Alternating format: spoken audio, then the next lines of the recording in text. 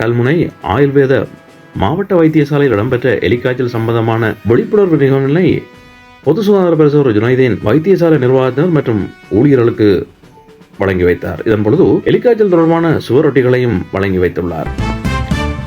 படல்கும்புற police பிரிவுக்கு உட்பட்ட பின்னகட்டிய வாசிப்பான பிரதேசத்தில் வசிக்கும் 8 வயது 5 மாத சிறுமியை வன்புணர்வு செய்த 42 வயதான 3 பிள்ளைகளின் தந்தை கடந்த செவ்வாய்க்கிழமை படல்கும்புற போலீசாரால் கைது செய்யப்பட்டுள்ளார். குறித்த சம்பவம் தொடர்பில் மேலும் தெரிய வருவதாவது: சிறுமியின் தந்தை கொழும்பு பகுதியில் பணிபுரிந்து வந்துள்ளதோடு தாய், சகோதரர் மற்றும் சகோதரியுடன் அச்சிறுமி வீட்டில் வசித்து வந்துள்ளார். இந்த நிலையில் கடந்த 13ஆம் தேதி அன்று குறித்த சிறுமி பாடசாலையிலிருந்து நடந்து சென்று கொண்டிருந்த பொழுது ஹேமந்த மாமா என்ற சந்தக நபர் சிறுமியை மோட்டார் சைக்கிளில் ஏற்றிக்கொண்டு படல்கும்புற நகரில் உள்ள 2 மாடி வீடொன்றிற்கு அழைத்துச் சென்று வன்புணர்வுக்கு உள்ளாக்கியுள்ளார். இது தொடர்பில் சுகாதார உத்தியோகத்தர் அறிந்து கொண்ட தகவலை அடுத்து அச்சிறுமியின் தாயார் போலீசில் புகார் அளித்துள்ளார்.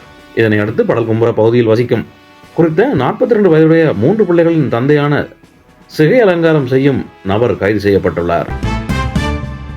தற்பொழுது நிலவும் தேங்காய் நெருக்கடிக்கு தீர்வாக தென்னை விவசாயிகளுக்கு உர நிவாரணம் வழங்க நடவடிக்கை எடுக்கப்படும் என பிரதி அமைச்சர் சமந்த வித்யாரத்த தெரிவித்துள்ளார். நாட்டிற்கு இறக்குமதி செய்யப்படும் 55,000 மெட்ரிக் டன் உரத்தில் 27,500 மெட்ரிக் டன் உரமானது தென்னை விவசாயிகளுக்கு வழங்கப்பட உள்ளதாக அவர் குறிப்பிட்டார். சமீபத்தில் நடைபெற்ற தரம் 5 புலமை பரிசில் பரீட்சையின் முதல் வினாத்தாளில் 3 கேள்விகள் கசிந்த விவகாரத்தின் விசாரணைகள் தொடர்பான விரிவான அறிக்கையை நாளை காலை 9 மணிக்குள் சமர்ப்பிக்குமாறு குற்றப்புலனாய்வு பிரிவினருக்கு உயர் நீதிமன்றம் உத்தரவிட்டுள்ளது. இலங்கை வெளிநாட்டு வேலைவாய்ப்பு பணியக அதிகாரிகளின் புகைப்படங்களை பயன்படுத்தி வெளிநாடுகளில் வேலைவாய்ப்புகளை பெற்றுக் கொடுப்பதாக கூறி நிதி மோசடி செயற்பாடு ஒன்று இடம்பெற்று வருவதாக தகவல்கள் வெளியாகியுள்ளன. தங்கள் பணியகத்தின் உயர் அதிகாரிகளின் புகைப்படங்களை பயன்படுத்தி வாட்ஸ்அப் குழுக்களை உருவாக்கி இஸ்ரேலில் வேலை பெற்றுத் தருவதாக கூறி இந்த நிதி மோசடி நடந்து வருவதாக இலங்கை வெளிநாட்டு வேலைவாய்ப்பு பணியகம் விடுத்துள்ள அறிக்கையில் தெரிவிக்கப்பட்டுள்ளது. எனவே இவ்வாறான மோசடியாளர்களிடம் சிக்க வேண்டாம் என வெளிநாட்டு வேலைவாய்ப்பு பணியகம் மக்களை கேட்டுக் கொண்டுள்ளது. வடக்கு கிழக்கு தமிழ் மக்களுக்காக குரல் கொடுத்த தமக்கு எதிராக 19 வழக்குகள் தாக்கல் செய்யப்பட்டுள்ளதாக பாராளுமன்ற உறுப்பினர் ராமநாதன் அர்ஜுனா தெரிவித்தார். வழக்கு கூட பதியப்பட்டிருக்கிறது. இது மக்களுடைய நியாயங்களை கதைத்து என்னுடைய 19வது வழக்கு என்பதை பாராளுமன்றத்தில் என்னுடைய தனிப்பட்ட வழக்கு அல்ல, வடக்கு கிழக்கில் இருக்கின்ற தமிழ் மக்களது குறைகளையும் அரசாங்கம் இதுவரை காலமும் புகட்டு அரசாங்கம் செய்த அநியாயங்களையும் ஊழல்களையும் கதைத்து எனக்கு வழங்கப்பட்ட 19வது வழக்கு என்பதையும் தெரிவித்துக் கொள்கிறேன். என் உயிர் இருக்கும் வரை தமிழனுக்காக வழக்குகள் மட்டுமில்லை, நெஞ்சில் சூடுவென்பது கூட தயாராக இருக்கிறேன். மிகக்குரிய கவலை என்னவென்றால் இந்த கௌரவ பாராளுமன்றமும் இந்த எதிர்க்கட்சி தலைவரும் உங்களுடைய மதிப்புக்குரிய ஜனாதிபதி கூட எனக்கு இதுவரை எந்த பாதுகாப்பு நடவடிக்கைகளையும் ஏற்றுக்கொள்ளவில்லை. அரிசி இறக்குமதிக்கான கட்டுப்பாடுகள் தளர்த்தப்பட்டதை அடுத்து நேற்று 18ஆம் தேதி பிற்பகல் 3:30 மணி வரையான காலப்பகுதியில் இலங்கைக்கு இறக்குமதி செய்யப்பட்டுள்ள அரிசியின் அளவு 16,000 மெட்ரிக் டன்களாகும். இதில் 6,000 மெட்ரிக் டன் பச்சை அரிசி என்பதோடு மீதமுள்ள 10,000 மெட்ரிக் டன் அரிசி நாட்டரிசி என்பது குறிப்பிடத்தக்கதாகும்.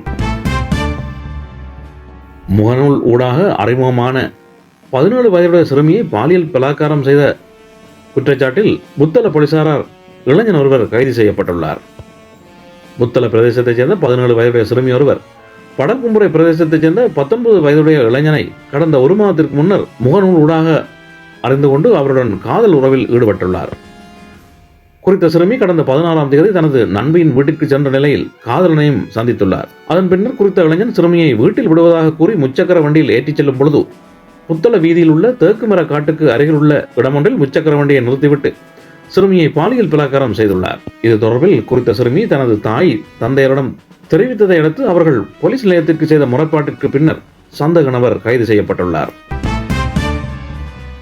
கனிஷ்ட பொதுத்தராதர பத்திர சாதாரண தர பரீட்சை எதிர்வரும் 2025ஆம் ஆண்டு மார்ச் மாதம் நடைபெறும் என பரீட்சைகள் திணைக்களம் நேற்று அறிவித்தது. இம்முறை சாதாரண தர பரீட்சையை எதிர்வரும் 2025ஆம் ஆண்டு மார்ச் மாதம் 17ஆம் தேதி முதல் 26ஆம் தேதி வரை நடத்த ஏற்பாடுகள் செய்யப்பட்டுள்ளதாக பரீட்சை ஆணையாளர் நாயகம் அமித் ஜெயசுந்தர் தெரிவித்துள்ளார்.